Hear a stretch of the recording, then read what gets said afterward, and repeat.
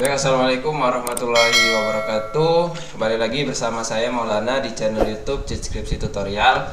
Jadi pada video pembahasan kali ini kita akan membahas bagaimana cara memparaphrase ya dengan baik dan benar supaya plagiat kita bisa turun, misal dari 50% sampai 20% gitu. Nah, jadi di sini saya akan memberitahu teman-teman bagaimana cara memparaphrase agar teman-teman tidak bingung, tidak pusing, cepat, dan juga cara paraphrase ini nantinya hasilnya tidak akan, kata-katanya tidak akan beda jauh dari kata-kata asli dari apa yang teman-teman kutip gitu. Jadi baik, langsung saja kita masuk ke dalam videonya.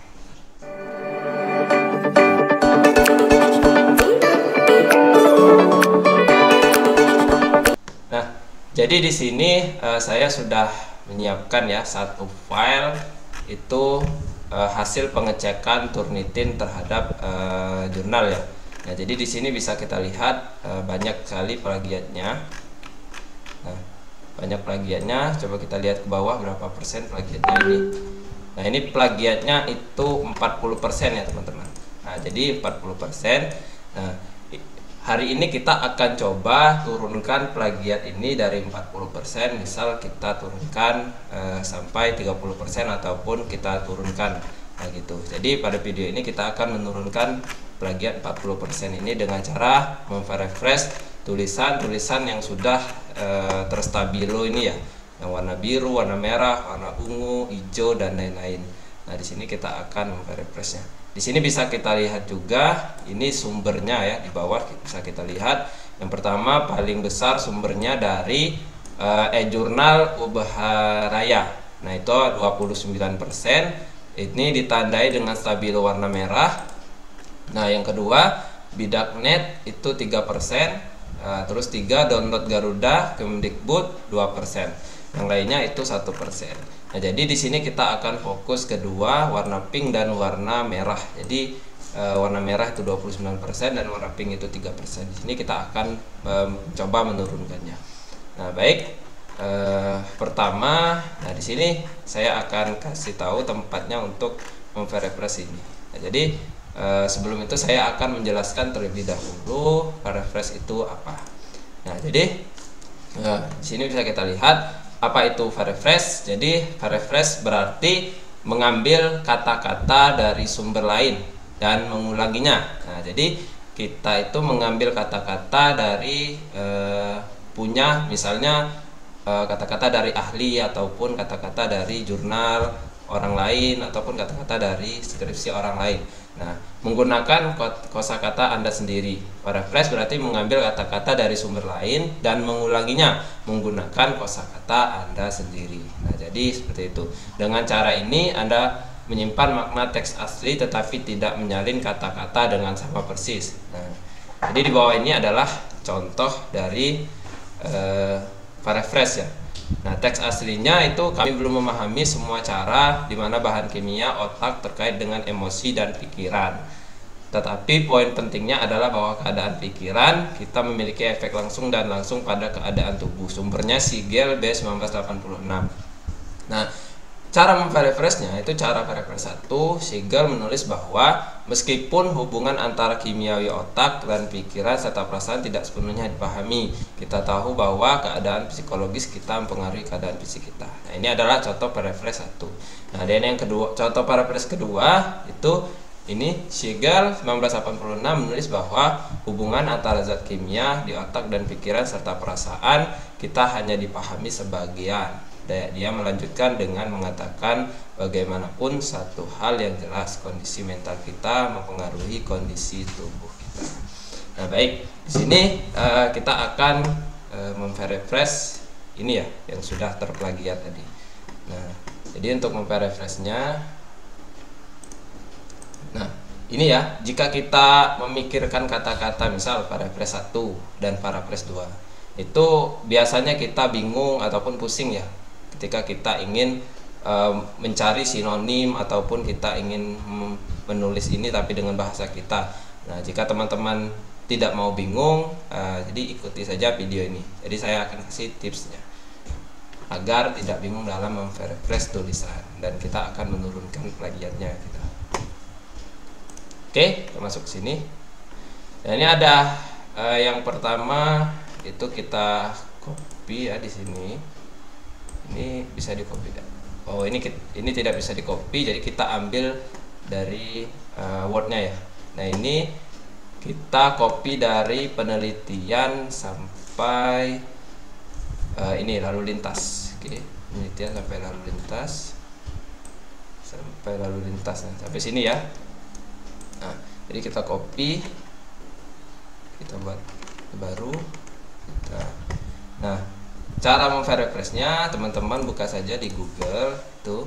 Nah, teman-teman tambah di sini ya, tambah di sini itu teman-teman buka terjemah. Nah, oke. Nah, di sini teman-teman klik di sini ya. Nah, ini Indonesia. Teman-teman tinggal paste saja tulisan teman-teman tadi, paste.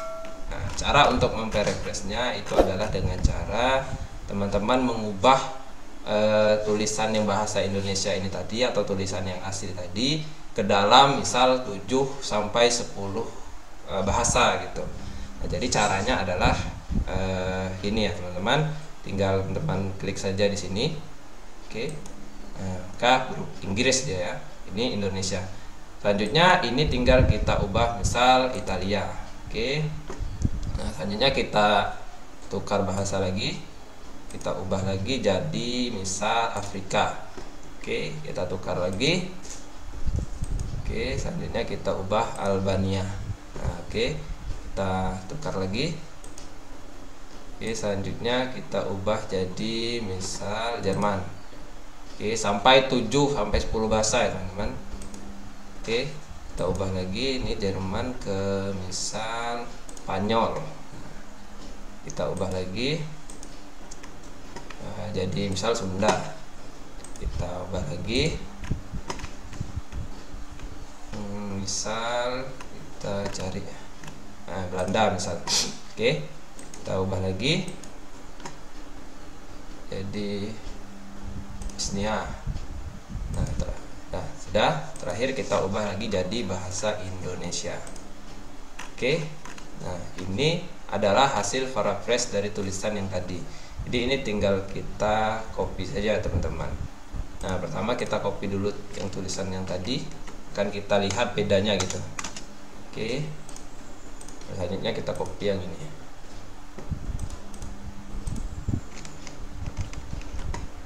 Nah, di sini kita lihat teman-teman bedanya. Yang di atas itu penelitian ini adalah penelitian kualitatif dengan menggunakan pendekatan kasus. Teknik pengumpulan data melalui penelitian lapangan. Hasil penelitian ini menunjukkan bahwa efektivitas penerapan tilang elektronik terhadap pelanggaran lalu lintas di wilayah hukum Polrestabes Palembang belum maksimal dalam menanggulangi pelanggaran lalu lintas. Nah, ini adalah teks asli ya. Ini teks asli. Nah, di bawahnya adalah teks paraphrase yang sudah kita lakukan. Coba kita lihat. Penelitian ini merupakan penelitian kualitatif. Nah, jadi merupakan penelitian kualitatif dengan pendekatan studi kasus. Nah, kalau yang di atasnya itu kasus, dia berubah jadi studi kasus gitu teman-teman. Nah, teknik pengumpulan data melalui penelitian lapangan hampir sama ya. Hasil penelitian ini menunjukkan bahwa efektivitas penerapan tilang elektronik terhadap pelanggaran lalu lintas di lingkungan. Nah, ini kan di wilayah hukum. Dia berubah sinonim jadi di lingkungan gitu teman-teman. Oke, wilayah hukum dia jadi lingkungan Polres Palembang. Nah, ini kalau misalnya tidak mau kita Polres, tinggal diubah saja Polrestabes, tinggal kita sesuaikan gitu. Polrestabes Palembang. Belum maksimal untuk penindakan pelanggaran lalu lintas. Nah, ini belum maksimal dalam menanggulangi gitu. Nah, ini sinonimnya penindakan gitu. Gitu. Jadi itu ini sudah berubah ya teman-teman, sudah berubah. Oke, ini adalah paraphrase yang pertama ya. Nah, selanjutnya kita paraphrase yang kedua. Oke, di sini kita seperti ini saja teman-teman. Kita buat tabel biar tidak bingung. Oke, kita buat tabel seperti ini. Ini tinggal kita copy. Ya, kita lihat. Nah, yang merah itu teks asli ya. Nah, yang hitam itu refresh. Oke. Ntar ini teks asli refresh. Oke. Nah, selanjutnya kita lihat lagi di PDF-nya. Itu yang mana yang ingin kita ubah. Nah, ini warna hijau ini ya. Warna hijau ini kita ubah. Oh, kita refokus warna pink sama warna merah ya. Nah, ini kecelakaan lalu lintas di jalan ya, ini warna merah ini teman-teman. Kecelakaan lalu lintas di jalan raya dapat menimbulkan. Nah, ini coba kita lihat di Word-nya.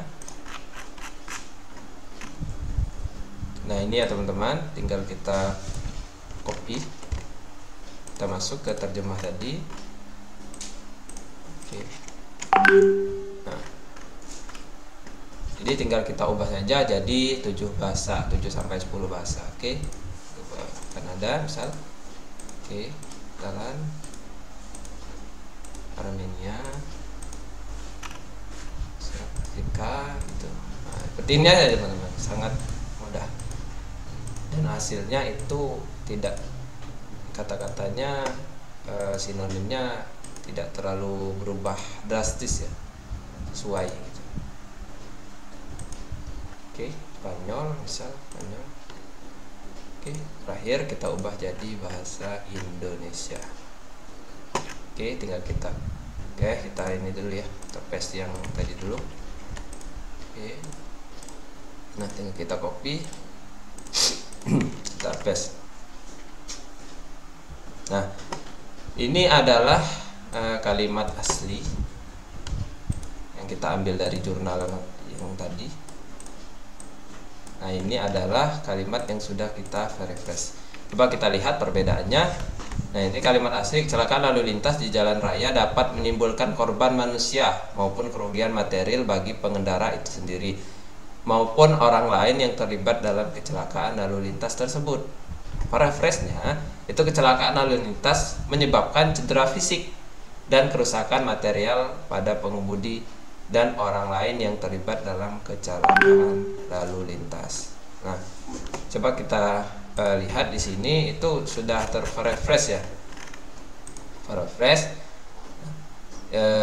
Jalan lalu lintas jalan raya dapat menimbulkan korban manusia. Nah, ini korban manusia, menimbulkan korban manusia diubah jadi cedera fisik. Nah, ini teman-teman, cedera fisik. Jadi sinonimnya itu cedera fisik. Nah, ini kerusakan material. Nah, kalau misalnya ini tidak sesuai, tinggal kita ubah material gitu. Pada pengemudi. Nah, dia pengendara diubah sinonimnya menjadi pengemudi gitu. Nah, coba kita lihat di sini, pengendara jadi pengemudi. Nah, itu sendiri maupun orang lain. Dia pengendara itu sendiri jadi pengemudi dan orang lain yang terlibat dalam kecelakaan lalu lintas. Nah, jadi lalu lintas tersebutnya diubah. Nah, gitu teman-teman. Baik, selanjutnya kita refresh lagi ya, kita cari lagi, refresh lagi. Nah, ini misal banyak ya, banyak ini sebelum tinjauan pustaka ya, kita copy dari penerapan tilang elektronik akan tetapi ya, dari akan tetapi. Oke.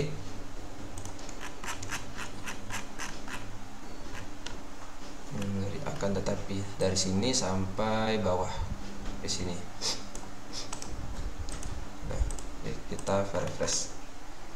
Oke, kita ubah dulu Indonesia, kita paste. Oke, selanjutnya kita ubah bahasanya. Nah, kita ubah, kita jadi Afrika, dan kita ubah jadi Albania, kita ubah lagi jadi misalnya Italia, kita ubah lagi jadi Jawa, kita ubah lagi jadi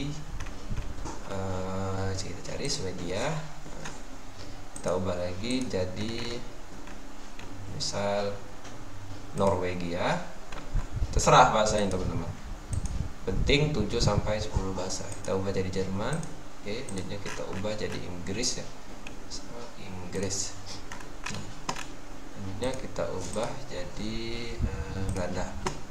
Nah, oke, selanjutnya terakhir kita ubah jadi bahasa Indonesia. Oke, kita copy dulu yang kalimat aslinya. Oke, ini kalimat aslinya teman-teman. Nah, kita lihat kalimat nih, kalimat refreshnya. Oke, tinggal kita paste. Coba kita lihat refresh. Nah, coba kita lihat kalimat aslinya itu panjang ya, kalimat aslinya panjang. Nah, kita refresh menggunakan terjemah tadi, dia jadi pendek. Ini kata akan tetapi dia berubah sinonimnya menjadi namun. Nah, terus penerapan tilang elektronik masih punya permasalahan dalam penerapannya. Nah, namun pada aplikasi elektronik tiket, nah ini agak aneh ya kata-katanya. Nah, kalau misalnya agak aneh seperti ini, tinggal kita ubah saja. Misal aplikasi Etle masih terdapat kendala pada aplikasi pendeteksian gambar. Nah, ini coba kita lihat yang kalimat aslinya masih mempunyai permasalahan dalam penerapannya, yakni berkaitan dengan bukti rekaman kamera CCTV yang diambil. Nah, ini terdapat kendala pada aplikasi terkait pendeteksian gambar CCTV saat terjadi pelanggaran lalu lintas. Nah, ini berubah, ini ya, apa namanya, sinonimnya berubah gitu. Nah, dari kalimat aslinya dia berubah sinonimnya menjadi yang ini.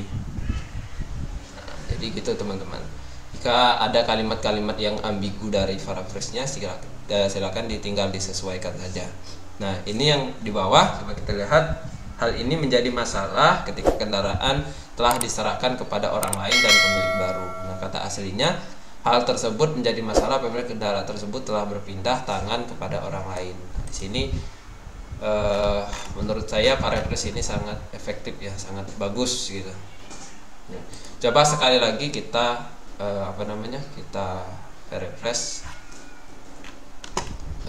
tulisan ini. Setelah itu hasil refresh ini akan kita kita cek plagiatnya menggunakan Turnitin, apakah dia nanti telah berubah gitu. Nah, yang kalimat aslinya kita cek plagiatnya, kalimat yang sudah kita flash kita cek plagiatnya gitu. Oke, selanjutnya kita satu kali lagi kita cek. Oke. Nah, saya sarankan itu teman-teman mau refreshnya satu paragraf saja ya, jangan kebanyakan, karena biasanya kalau kebanyakan di terjemahan itu misal saya contohkan di sini, kita copy terlalu banyak, misal seperti ini, kita ubah. Nah, dia tag melebihi batas 3.900 karakter. Nah, jadi kalau bisa satu paragraf saja teman-teman. Oke, kita cari. Nah, ini ya satu paragraf ini di halaman 7 kamera elektronik. Oke, kita lihat aslinya halaman 7. Oke, ini ya. Nah, ini kamera elektronik sampai busway. Oke, tinggal kita copy, kita masukkan ke sini terlebih dahulu. Oke, ini kalimat asli ya, coba jadi warna merah. Nah, sini akan kita copy lagi. Nah, ini bahasa Belanda, tinggal kita ubah saja. 1 jadi Afrika, 2 di Albania, 3 jadi Italia, 4 jadi Jawa, terus jadi Jepang, coba lagi jadi Jerman, coba lagi jadi Spanyol, coba lagi jadi misal banyak di sini bahasanya teman-teman, tinggal disesuaikan. Melayu, coba lagi jadi misal Bulgaria. Terakhir kita ubah jadi bahasa Indonesia. Oke, tinggal kita copy saja, tapi kita paste di sini ya.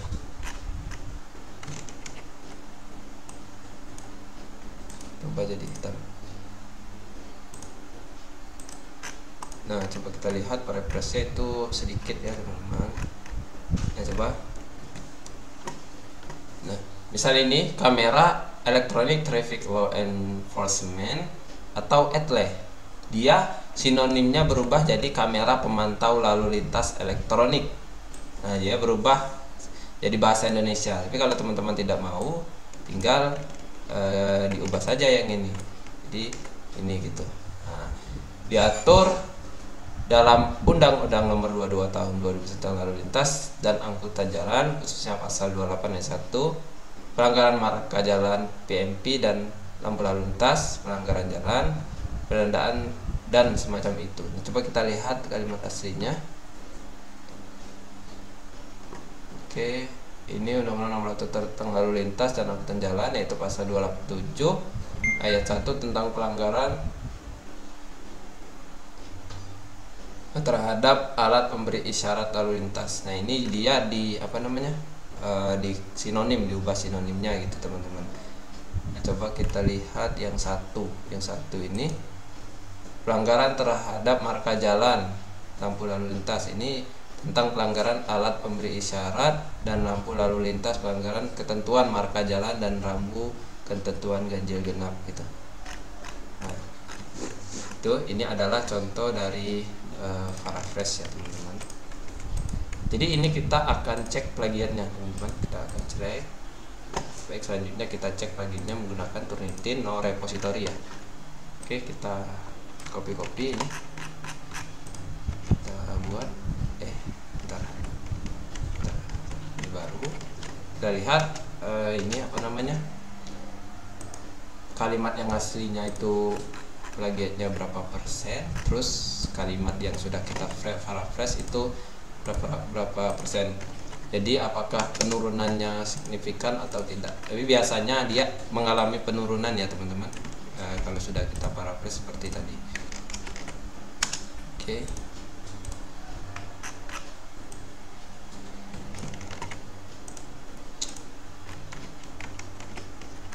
Nah, ini kita save terlebih dahulu. Oke, teks asli selector.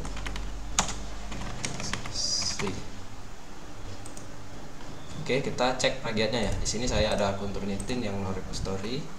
Tinggal kita submit saja. Kita submit. Oke, kita ubah jadi judulnya teks asli. Ini tinggal kita upload. Nah, di sini selanjutnya kita copy yang teks paraphrase.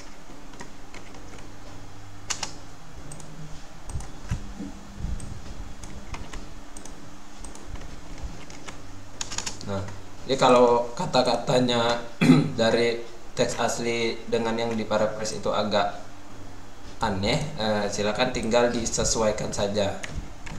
Tapi kalau misalnya tidak aneh, silakan dipakai gitu. Karena dia tuh berubah, misal kebanyakan itu terkait sinonimnya ya teman-teman. Kita save. Ini paraphrase. Kita tunggu, kita cek terlebih dahulu plagiatnya. Biasanya kalau cuman satu lembar itu cek Turnitin sebentar ya, kecuali kalau lembarnya beratusan itu agak terlalu lama pengecekan Turnitinnya. Oke, ini kita cek yang kalimat paraphrase. Nah, bisa kita lihat dia 84% teman-teman, kalimat aslinya tadi. Nanti kita cek ya. Ini paraphrase. Kita upload.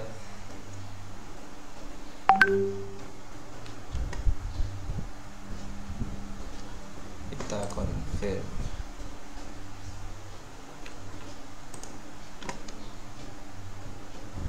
Nah, selanjutnya kita lihat hasil pengecekan Turnitin yang kalimat asli. Nah, ini bisa kita lihat teman-teman, itu kalimat aslinya 84%, kalimat yang sudah kita paraphrase itu 45%. Drastis ya, 50% berubahnya. Tapi kita buka terlebih dahulu. berubah, kita download ya. Nah, teks asli.